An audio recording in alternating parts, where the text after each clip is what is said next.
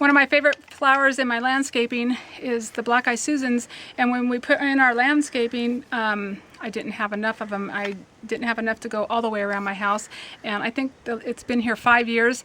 And one of my favorite flowers, they don't bloom until late summer and through the fall, early fall, and they bloom like crazy, and they just get tons of blooms on them, like 80 per plant sometimes, maybe even more, but I've heard that up to 80 on a single plant, and they're Black-Eyed Susans.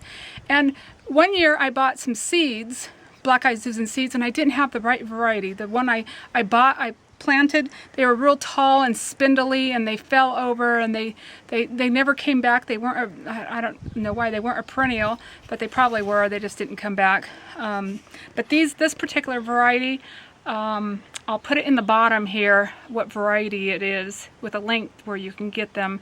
It's just a great sturdy looking, during the summer it gets nice great big green leaves, and it just is a nice sturdy little plant. It comes up to about my knees, so 2 feet or so. So if you look down here, this particular plant, I put them in threes. There's one, 2, and 3.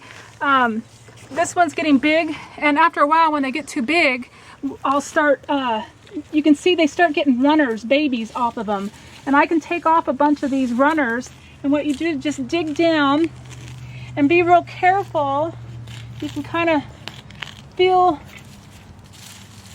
the roots, and you want to get as much as possible. You just kind of wiggle it out and keep playing with it. It's hooked to the mother plant, and I'm just reaching. I can feel all of its little feelers out here, and I'm trying to get as much as I can. And see, you can see here's a lot of roots here. I'm going to try to get this other piece also. Just try to kind of baby it, and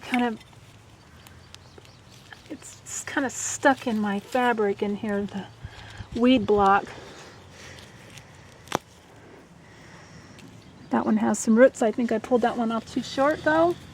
But here we go. This one's a good one. I have plenty of root here.